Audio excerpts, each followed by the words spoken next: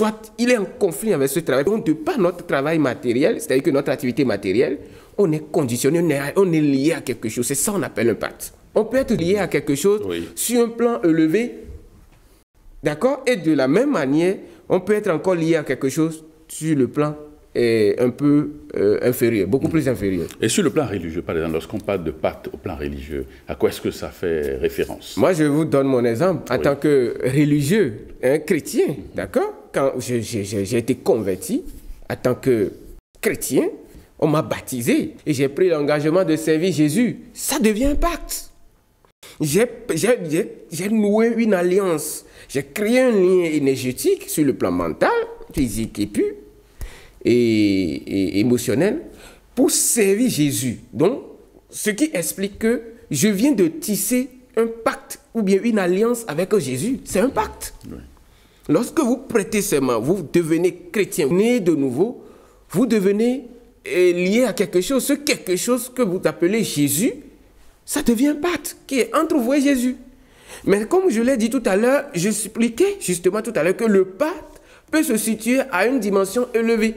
Donc ici, c'est sur le cas dans une dimension religieuse, mais qui justement permet à l'individu, de par ses activités dévotionnelles, peut évoluer de façon graduelle du jour au lendemain. Mais si l'individu, de par sa liaison avec Jésus, qui est un principe, qui le relie au Christ, si l'individu ne travaille pas sa foi pour évoluer de façon graduelle, qu'est-ce qui se passe? Sa foi va commencer par décroître et par conséquent, l'individu, au lieu de développer des attitudes christiques, va commencer par développer des attitudes sataniques, c'est-à-dire que grossières.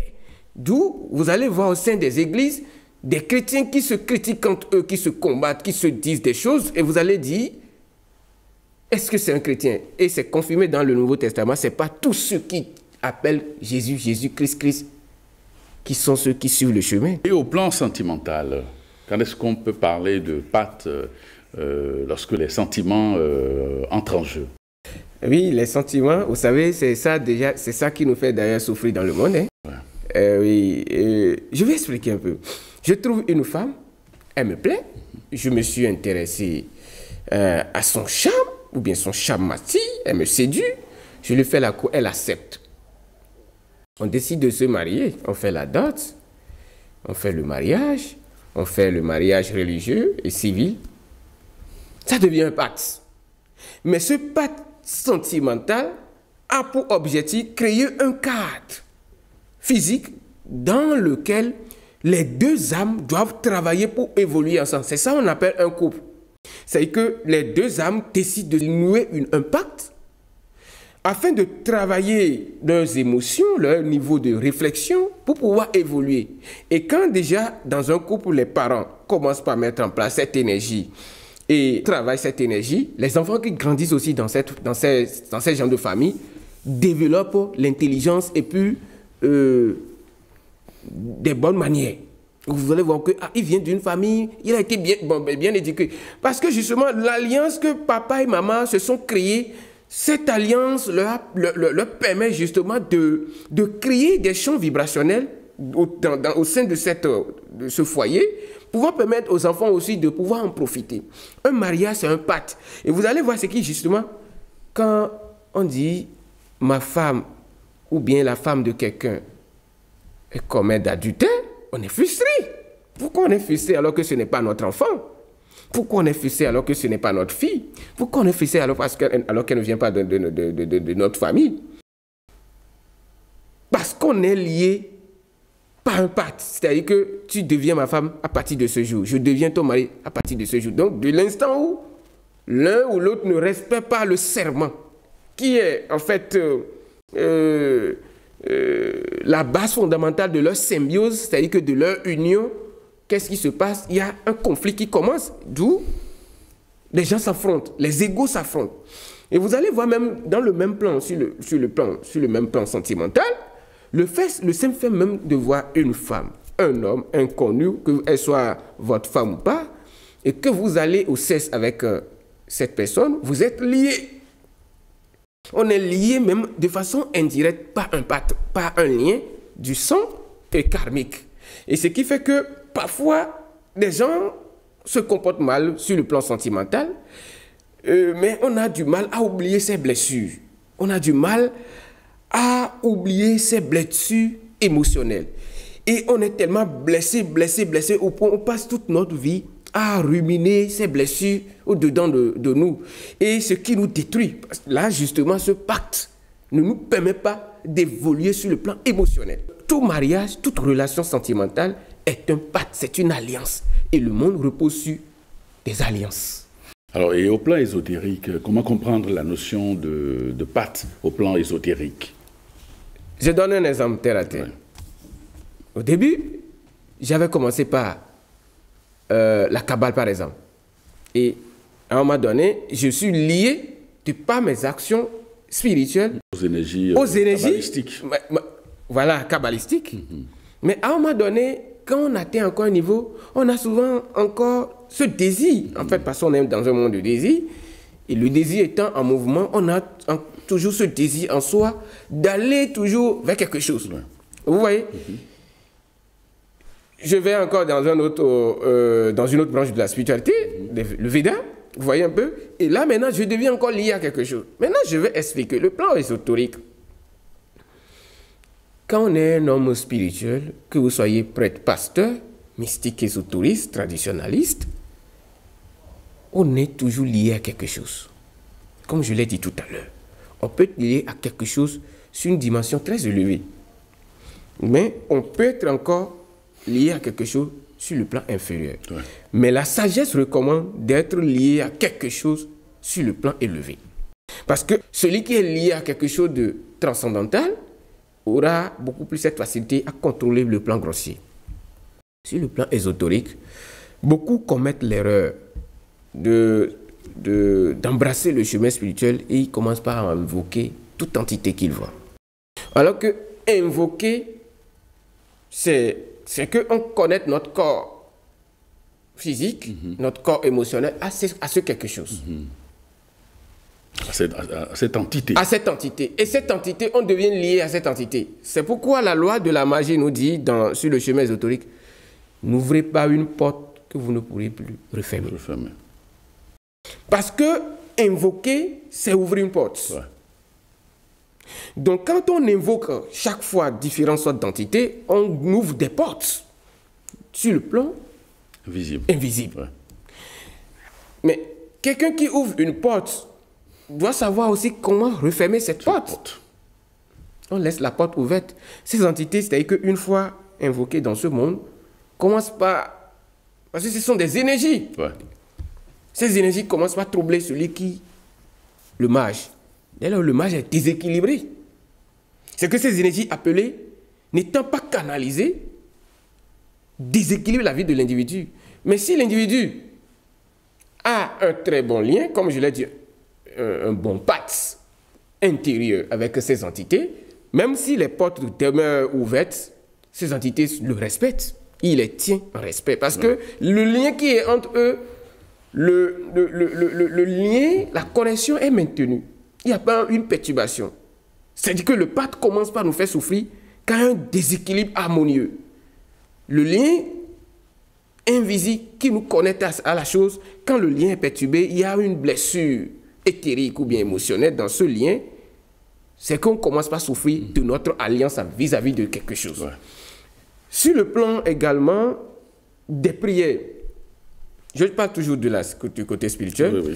On se met à réciter des prières dont on ne connaît pas, des portées spirituelles. Parce qu'il y a des prières égrégoriques, par exemple. Ouais. C'est-à-dire que ces prières, par exemple, ont été mises en place depuis 10 000 ans, par exemple. Lorsque vous vous mettez à réciter ces genres de prières, vous vous connectez à un égrégore sur le champ. Ouais. Mais quelqu'un qui veut se connecter à quelque chose doit comprendre ce à quoi il veut se connecter. Tout à fait.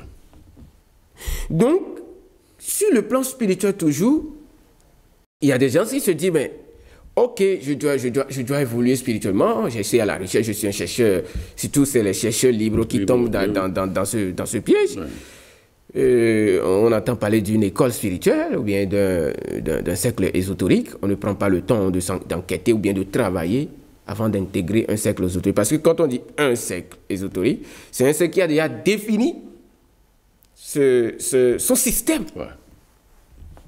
Donc, dans ce même système se trouvent plusieurs paramètres. Alors que quand les gens intègrent des cercles ésotériques et ils n'ont pas un niveau spirituel avant d'y adhérer, qu'est-ce qui se passe? C'est que le champ vibrationnel,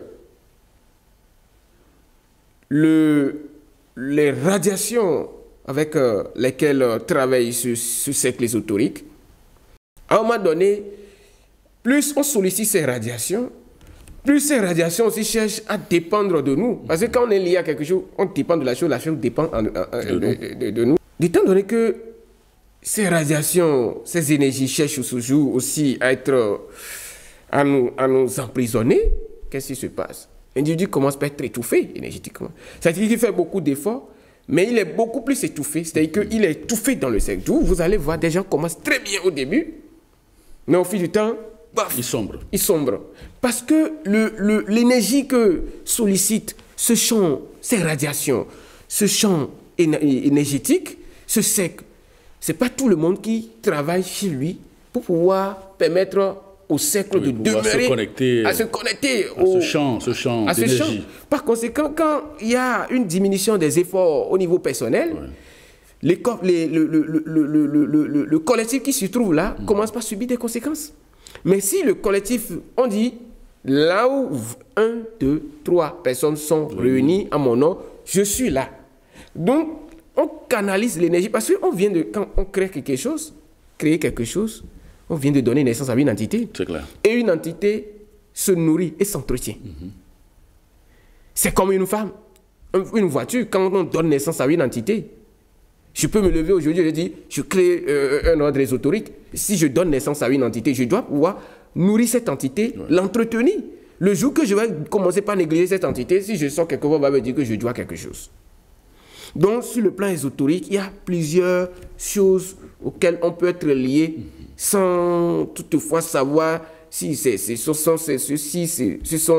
telles actions que nous avons eu à poser qui nous attirent ces genres de conséquences. Les gens parlent souvent de pacte satanique. Quand est-ce qu'on peut dire qu'une personne est liée par un pacte maléfique? Vous savez, notre monde est régi par une loi. C'est la loi d'action. Mais l'action fait recours à une énergie transitoire. Cette énergie transitoire que nous appelons illusion, ou le maya, c'est l'énergie matérielle. C'est que l'énergie matérielle a l'état grossier. À l'état grossier, l'énergie n'est pas pure. L'énergie est dans le désordre.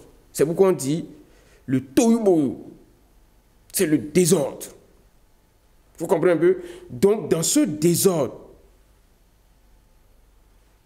c'est quand on se connecte, on commence par mettre de l'ordre, que le désordre perd son pouvoir. On parle de pacte satanique. Quand on dit pacte satanique, les gens pensent souvent que c'est le fait d'aller 2h du matin, 3h du matin au bord de la plage et il fait des liens avec des esprits de l'eau. Des esprits de l'eau, des sirènes, etc. C'est pas forcément ça. L'homme porte un corps matériel.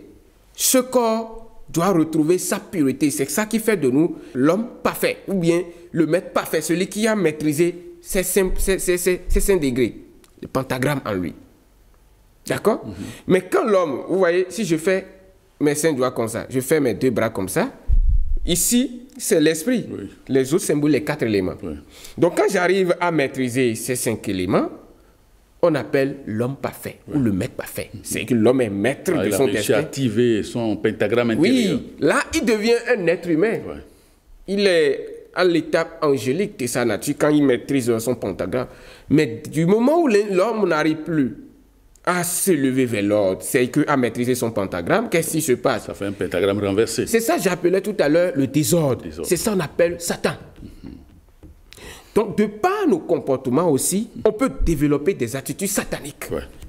C'est-à-dire, quelqu'un qui passe son temps dans le quartier à dire du mal des autres, à vouloir du mal de son voisin qui est en train d'évoluer, il développe dès l'instant un comportement satanique. C'est un comportement satanique, c'est-à-dire un comportement matériel, mais bas. Grossier. Grossier, voilà le mot. Le pas satanique également, c'est quand la cupidité, l'orgueil, la luxure nous amène à désirer des choses qu'on ne mérite pas, de par notre incarnation, mais on veut coûte et coûte forcer des lois de la nature pour les obtenir. On va chercher par exemple des fétiches. Vous allez souvent entendre dans nos sociétés que des gens font plusieurs publicités de portefeuille magique et prennent tel fétiche, ça va vous donner de l'argent. Il faut prendre tel savon, ça va vous donner de l'argent, ça va vous rendre riche. C'est là en fait commencent les pactes sataniques, ce que nous sommes en train d'expliquer. C'est de l'anaque spirituelle. C'est de l'anaque spirituelle. Et deuxième chose, les gens qui s'adonnent à ces genres de choses se lient à ceux qui ne connaissent pas. Parce que imaginez que quelqu'un va prendre des trucs, comme ils aiment le faire souvent, des boas, et ils écrasent le sang de bois, et des trucs qu'ils mélangent avec des savons, coton, et ils remettent à quelqu'un de laver avec. Alors que c'est dangereux de chercher à s'approprier de l'énergie vitale d'un boa. Parce que le serpent n'est pas stable. Parce que quand on utilise les éléments de la nature pour fabriquer un produit, on prend l'énergie vitale de tous ces éléments de la nature matérielle. Et par conséquent, si l'élément qu'on a emprisonné ou bien qu'on a utilisé, on l'a utilisé dans le mauvais sens, qu'est-ce qui se passe? L'élément de la nature, comme la nature cherche toujours à retrouver son équilibre, ce qu'on a utilisé comme produit maintenant finira par nous demander présenter la facture. Oui, vous avez tué un boa pour faire un savon d'argent comme les gens aiment le dire. Mais à un moment donné, ce boa tué va réclamer la facture. C'est clair. Parce que c'est un être en évolution. C'est de ça, les gens doivent comprendre. Donc, le pacte satanique, c'est le désir grossier en nous qui justement nous amène à faire des choses contre l'ordre éternel de la nature. Et l'univers est assis sur la maths, l'ordre, harmonie. Vous voyez? Donc, quand on est en harmonie avec l'ordre de l'univers, ce qu'on mérite, c'est que ça vient à nous et de façon méritée, sans aucune conséquence.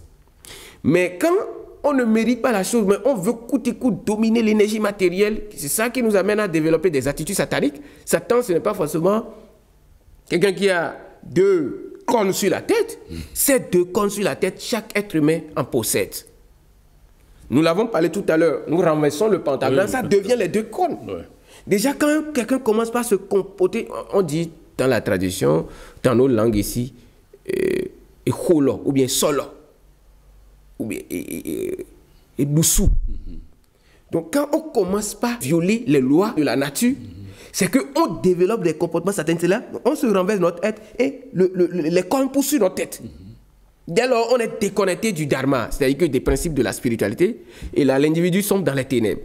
Dans certains ordres initiatiques, et on dit, quand on donne l'initiation à l'apprenti, et l'étoile flamboyante doit guide l'apprenti dans les ténèbres pour qu'il ne s'égare pas. Ce qui voudra dire, de la même manière, quand vous devenez un chrétien, quelqu'un qui est dévot, un spiritualiste, vous commencez un chemin, l'initiation, ça déclenche un processus pouvant vous permettre d'être en harmonie avec un certain nombre d'énergies. Et quand, justement, vous êtes connecté au dharma, le dharma, la loi spirituelle la plus élevée, les étoiles, les êtres élevés se mettent en votre direction et vous inspirent. Ils vous donnent leur énergie. Ne faites pas ça. Marche comme ça. Faites comme ça. Et parfois, ils apparaissent dans votre rêve et vous présentent des symboles parce que parfois, nos rêves sont des messages que les maîtres nous envoient. Mais on banalise parce que tout est parti des symboles, des messages symboliques. C'est-à-dire qu'on voit quelqu'un qui voit un être qui a porté des ailes en train de voler. Quand on dit on dessine un ange, par exemple, et l'ange porte des ailes, ce qui voudra dire que la personne, c'est des êtres qui sont élevés et qui peuvent s'élever encore plus haut. Absolument. C'est ça un ange. C'est pourquoi il a des ailes. Et l'oiseau qui a des ailes peut voler. Tout à fait. Et qu'est-ce qui nous donne ces ailes? C'est la connaissance.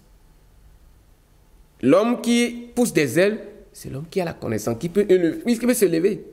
Mais celui qui ne peut pas se lever, c'est qu'il demeure sur la pesanteur. et il subit la loi de la pesanteur. Alors que nous avons pour mission terrestre travailler pour nous libérer des miasmes de la matière. D'accord? Donc, notre nature angélique, notre nature transcendantale, c'est ça qui nous amène vers des alliances, des pactes transcendantaux qui nous permettent justement de devenir des fils de la lumière. Et dès lors, on reçoit ce qu'on appelle la robe blanche de l'Apocalypse. Alors, Aziel Germain, si vous parlez des pactes maléfiques, on pourrait être amené à vous demander s'il existe des pactes bénéfiques. Oui, oui, il existe des pactes bénéfiques. Je suppose que moi, je suis un dévot de Krishna, je suis dévot de Vishnu, mais Vishnu veut dire le Seigneur centrifuge de l'univers, qui garde le Dharma. On a déjà expliqué ça ici. Si Vishnu ou Krishna, qui veut dire l'infiniment fascinant, je fais son initiation. Je fais une initiation, c'est-à-dire qu'on me donne le processus, comme on fait le baptême à l'église, on me donne le processus initiatique. Le baptême, c'est une initiation. On me donne aussi une initiation ici, pour me permettre d'adorer Krishna. Mais, de par ce stade, ces actions, je suis lié à Krishna par un pacte. Je deviens lié à Krishna par un pacte. Et justement, mais comme Krishna se situe à un plan transcendantal, c'est que je suis lié, j'ai fait un très bon pacte. J'ai noué une bonne alliance, parce que cette alliance me maintient à un plan transcendantal. Vous comprenez un peu, c'est que je n'ai plus de dette à payer aux éléments de la nature matérielle, c'est-à-dire aux yaksha, les esprits de la nature matérielle. Parce que je suis lié à un pacte transcendantal. Et ce pacte transcendantal me permet justement de défier les lois inférieures. C'est pourquoi on dit, quand la loi inférieure, la loi supérieure transcende toujours la loi inférieure. Et quand quelqu'un prend conscience de sa nature transcendantale, il défie les lois inférieures. C'est que le mal, la matière grossière n'a plus d'emprise sur lui. On dit, transforme ses pieds en paix. C'est la nature grossière, le demi-uge, le mental inférieur qui s'exprimait de la sorte. Transforme ses pieds en paix. Mais Jésus dit, il est dit dans les Écritures, tu ne dois pas tenter Dieu. Donc, il a déjoué la nature, les tentations de la nature grossière qui voulait amener Jésus à faire l'usage des faux égaux. Je donne un exemple. Quelqu'un qui s'est très mal comporté dans nos sociétés. Vous allez voir, il y a souvent des gens qui volent, qui pratiquent la débauche, etc. Mais à un moment donné, il y a une voix qui les interpelle. Et ils se convertissent à l'islam ou bien une église. Et ils ne commencent pas à changer de comportement. C'est qu'ils viennent de créer une alliance avec quelque chose dans une religion. Mais ça leur permet quand même de transcender leur nature animale qui les amenait vers des choses grossières.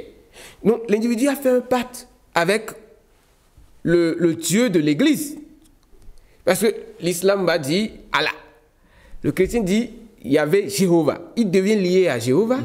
Étant donné que Jéhovah se situe à un niveau de conscience élevé, et parce que lui aussi nourrit en lui le désir de changer, Jéhovah l'élève vers ce niveau transcendantal. Tout ça voudra dire que ce pacte est très bénéfique pour son cheminement. Très bien. Celui qui, il était un enfant récalcitrant, il ne respecte pas les parents, il se convertit en l'islam et il devient assidu. Parce que c'est même le principe de base, la soumission à Allah. Il devient soumis. C'est-à-dire qu'il a fait un pas, un progrès avantageux dans une alliance avec Allah qui lui a permis quand même de changer quelque chose de négatif dans sa vie. Nous croisons des gens, nous rencontrons des gens dans la société qui ont envie de faire ceci, ou bien des gens vont venir chez nous, ils vont vous dire mais j'ai des conflits avec telle personne, il faut l'attaquer avec des pratiques spirituelles. Mais on fait asseoir ces gens de personnes. On leur dit, non, marchez comme ça. Commencez par faire telle chose pour vous déstresser, pour vous nettoyer. En commençant ces exercices, il revient après et dit, mais je regrette ce que j'avais dit la fois dernière. C'est-à-dire que ce à quoi vous venez de le connecter, lui a permis de changer quand même cette mentalité animale.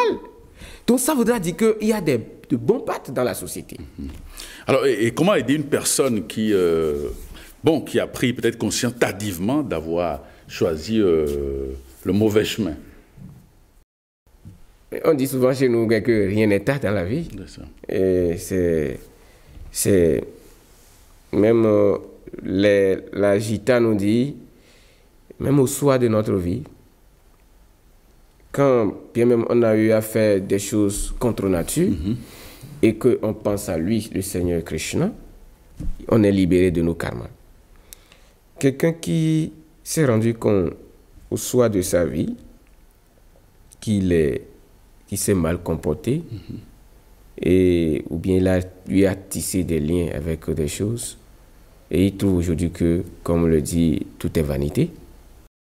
Le devoir des guides spirituels, de tout prêtre pasteur, c'est d'abord de l'éduquer à commencer par reprendre conscience. Parce que l'individu, on a fait une émission un jour ici et j'ai dit, quand on se comporte très mal et à un moment donné, une voix commence par nous parler de changer notre manière de vivre, c'est qu'on commence par être connecté au dharma. Le sattva, c'est-à-dire l'énergie de la vertu. Ouais. Parfois, c'est en nous. Hein, on est animé par la passion. Aujourd'hui, je veux une maison à étage, je veux une grosse voiture. Et je suis prêt à tout pour obtenir ce que c'est la passion. Mais au même moment, cette passion est alimentée aussi par une ignorance parce que je ne sais pas qui je suis. Il faut comprendre un peu. Mais quand je finis par obtenir ces choses, à un moment donné, je me pose la question, mais j'ai eu toutes ces choses-là, ça me sert à quoi maintenant? Ça veut dire que la vertu commence par agir. Et quand déjà l'individu commence par s'interroger, ça veut dire que le soi intérieur, qu'on appelle la voix du maître intérieur, commence par clignoter un peu. Et c'est ça, ça agit sur, ça interpelle la conscience. Et là, l'individu commence à dire, il faut que je change. Là, le devoir du maître spirituel, pasteur, prêtre, en ce moment, c'est de l'éduquer, de lui donner des enseignements, de l'accompagner spirituellement par des pratiques, étape à étape, et l'individu retrouve sa nature originelle. C'est ça, parce que il faut que nous sachions que nous sommes tous des âmes conditionnées, malmenées par l'énergie matérielle. L'énergie matérielle que nous appelons l'illusion, le maya, elle est très puissante. Attention, c'est vrai que cette énergie n'est pas une énergie durable. C'est une illusion, mais elle est très puissante. C'est cette illusion même qui nous fait croire que l'homme meurt, alors que l'homme ne peut pas mourir. L'homme est un être éternel. Il change de demeure. Il change de demeure. Donc, c'est parce qu'on n'a pas la connaissance de notre nature qu'on pense que l'homme meurt parce qu'on s'identifie à ce corps. Au corps physique. D'accord? Qui est juste un véhicule. Un véhicule. Donc, le devoir, c'est de guider ces gens de personnes. D'ailleurs, quand on est prêt à changer, on vous impose une restriction. C'est ça que nous appelons des pratiques austères. C'est qu'il y a des choses que vous faisiez avant, mais vous voulez changer, on vous impose certaines restrictions. Et celui qui veut évoluer doit appliquer des comportements austères. Et c'est dans cette austérité qu'il se libère de ce à quoi il était lié et qui le faisait souffrir. Alors, Germain Aziel, est-ce qu'on peut rompre les promesses faites lors d'un pacte sans en courir des conséquences? Oui, mais on peut, c'est tout pas quand on essaie de rompre, on est toujours lié à une autre conséquence. Parce que la conséquence n'est pas que négative. Vous savez, il y a cette question me rappelle l'histoire dans la sagesse du Ifa. Vous prenez la poule et l'épervier. En temps, il y avait eu un deal, c'est-à-dire que un consensus ou bien entre la poule et l'épervier. C'est fait que l'épervier avait préparé ses enfants et j'ai bonne mémoire et ils ont mangé. Mais autour de la poule a commencé par cacher ses enfants. C'est dès lors, quand l'épervier sort, depuis ce temps, la poule doit à l'épervier et quand l'épervier voit la poule, les poussins là, l'épervier s'est dit à chaque fois qu'il verra des poussins quelque part, il va les manger. L'épervier descend pour les chercher. Vous savez, Tout dépend du pacte. Quand on fait pacte et que c'est arrivé à un niveau au point où on utilise notre sang, notre propre sang, parce que vous savez, il y a de cela 15 ans, il y avait certains livres de la magie noire qui ne sont plus sur les marchés aujourd'hui, mais on vous dira, il faut invoquer tel esprit, tel endroit, pour nouer le lien avec l'entité. Dans ces mêmes livres, il se disait en temps que vous pouvez prendre de votre sang pour écrire sur le parchemin. Et les gens, pour obtenir quelque chose, les gens avaient pris le risque de le faire. Mais quand on nie, comme je le disais tout à l'heure, on noue une alliance avec certaines entités et c'est arrivé au point où on prélève de notre sang. Le sang, en hébreu, veut dire dame.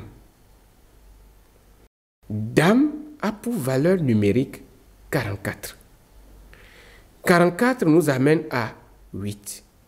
8 nous amène à l'information ésotérique, la justice. Et la justice, c'est l'équilibre. Le sang, dans notre sang, est enregistré tous les ancêtres. Dans notre sang est enregistré toutes nos incarnations. Dans notre sang est enregistré notre niveau de conscience. Quand on utilise son sang pour faire ou pour nouer d'alliance avec quelque chose, on est lié sur tous les plans. On est lié sur tous les plans.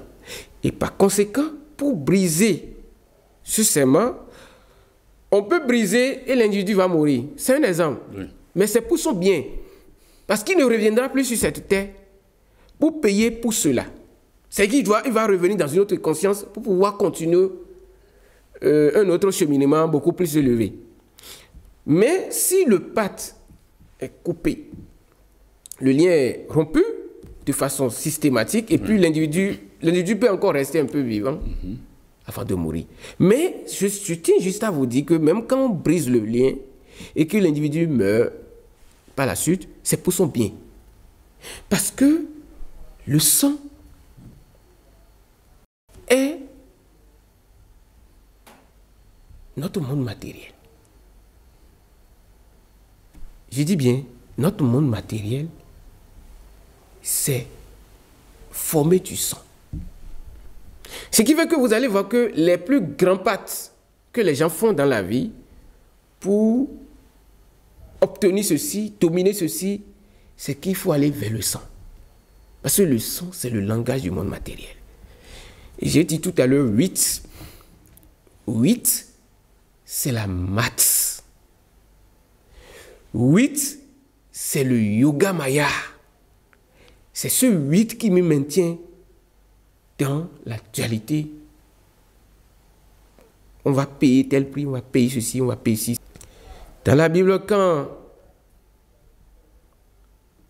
Caïn avait tué son frère Abel, il est dit que le sang de ton frère crie la vengeance.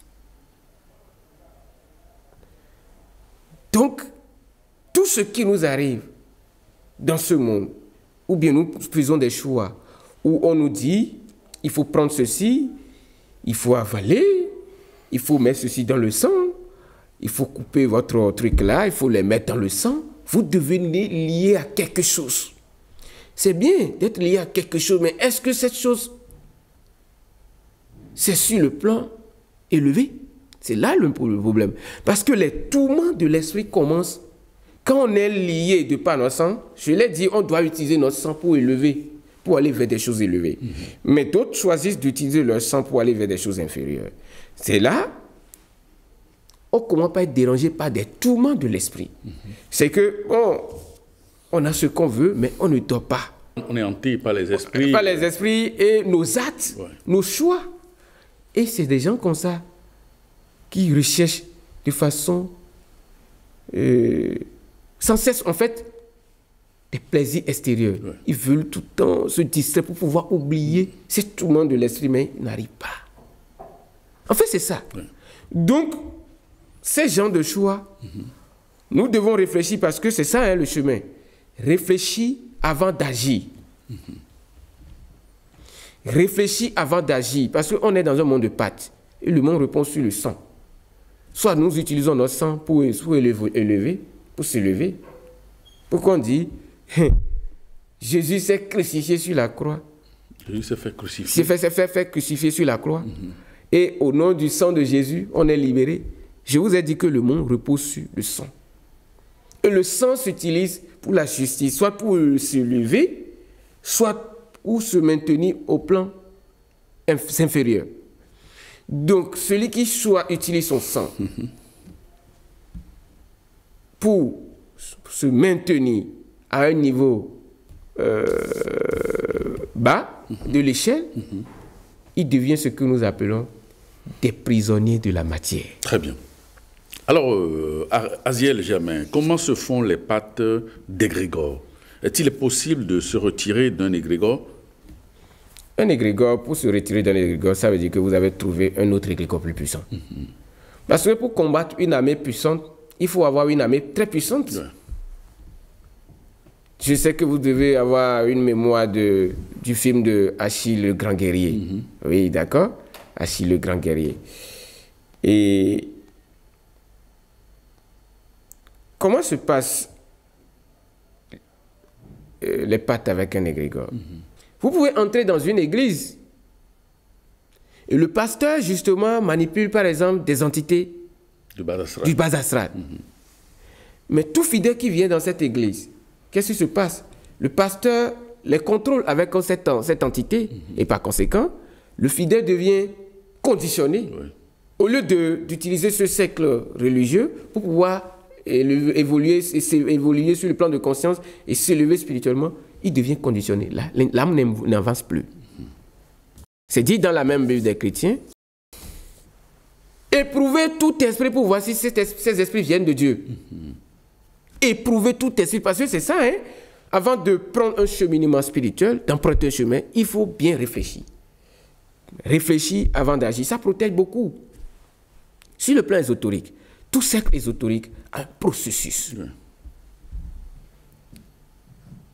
Le processus nous permet de déclencher une action initiatique. C'est-à-dire que quand on dit un processus d'initiation, à partir de ce processus, on active quelque chose chez l'individu. On le connaît. On le connaît, oui, on le connaît. C'est comme interrupteur. Oui. On active. Quand on active, l'individu est connecté à un courant magnétique, à un courant électrique, à une énergie, à un plan donné. Et alors, il devient lié. Mais le problème avec l'égrégore ne connaît personne. Même ceux qui ont participé à la constitution de cet égrégore, bien à la formation de cet égrégore, l'égrégore ne connaît personne. Parce que il y a des rituels spécifiques qui se font effectivement pour être en harmonie avec l'égrégore. Vous allez voir, l'égrégore commence à déranger la vie de l'individu ou bien le membre de telle religion, de tel cercle ésotérique. Quand on ne répond plus, on n'est plus en harmonie avec ce dernier. C'est qu'on cherche à faire des trucs que l'égrégore n'aime pas. Je suppose que quelqu'un va rentrer dans un cercle. On lui dit, il ne faut pas faire l'amour les vendredis.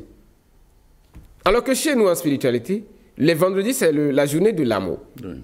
Mais on dit, il ne faut pas faire l'amour les vendredis, alors que c'est la journée propice pour faire l'amour, discuter des questions d'amour et des sentiments. Mais on dit, il ne faut pas faire l'amour les vendredis. Les lundis, il ne faut pas faire l'amour. Là, il devient conditionné par un certain nombre de codes et principes de son égrégore. Mais qu'est-ce qui se passe quand on nous impose des interdits, qui sont justement des interdits qui ne nous permettent pas de devenir austères? Le même égrégore va nous pousser à commettre une faute grave. C'est-à-dire que, je m'explique, quand vous faites des pactes avec quelque chose sur le plan grossier, on vous dit de ne pas faire ceci, cela, c'est la même chose.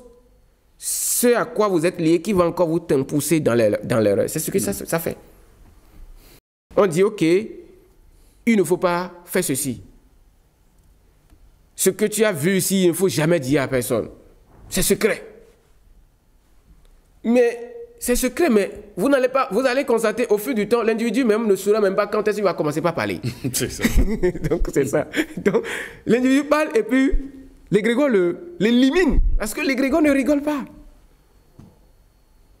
Deuxième chose. L'individu, par exemple, on le dit, mais qu'il ne faut pas manger ceci. Oui. Mais l'individu s'est trouvé dans une situation où, et c'est ce qu'on lui a refusé de manger, qu'on lui a présenté. Bien, il a même oublié. Il arrive même qu'on oublie.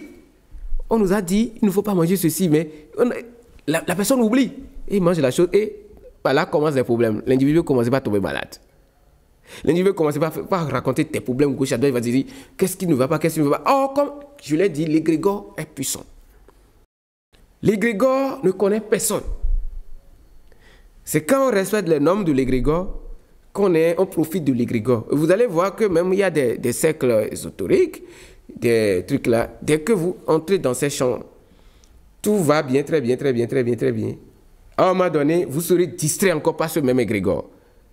Parce que c'est un champ qui cherche à maintenir, à contrôler les gens. Quand vous dormez la nuit, l'égrégore se déplace. L'égrégore se déplace et vérifie ses adeptes. C'est un champ énergétique qui est créé, qui est solide et qui contrôle tout. Ce qui fait que vous allez voir quand quelqu'un est affilié à un égrégore ou bien à un ordre ésotérique, mystique. Quand il dort, même s'il n'est plus là, l'égrégore est chargé de veiller sur son corps. Autrement dit, nous allons parler de façon ésotérique, on peut dire le gardien du seuil. L'égrégore devient le gardien du seuil de l'individu. Oui. Parce que l'individu n'est plus possédé par une autre entité. Quand on choisit d'être affilié à un égrégore, il y a des entités qui sont affiliées à cet égrégore. Il peut y avoir maintenant des égrégores, c'est uniquement des archidémons qu'ils utilisent. Oui, des égrégores ténébreux. Ténébreux, et c'est des archidémons qu'ils utilisent. Donc toute entité qui rime avec ces archidémons seront au service de cet égrégore. Par conséquent, si l'individu commet une erreur, il est attaqué par des légions. Les a dans la Bible, il est dit, mais tu viens d'où? Jésus a dit, tu viens d'où? Mon nom, c'est des légions. Dans un égrégore est enregistré plusieurs légions. Oui. Donc, c'est pourquoi quand on commet une erreur, les conséquences sont fatales. Oui. Maintenant, il y a des égrégores. Vous êtes lié à certains égrégores négatifs quand vous voulez quitter et que vous rencontrez d'autres égrégores plus puissantes. Quel que soit le lien que vous avez eu à tisser de l'autre côté, on peut vous protéger. Et c'est justement le principe des temples spirituels depuis les temps immémoriaux. Très bien. Les temples sont là pour centrer, pour canaliser l'énergie d'une société et pour protéger les gens contre les dangers. C'est ça.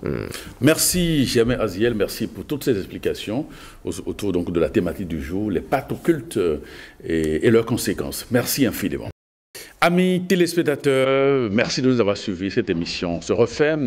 Bonne suite de programme sur la télévision nationale et à très très bientôt.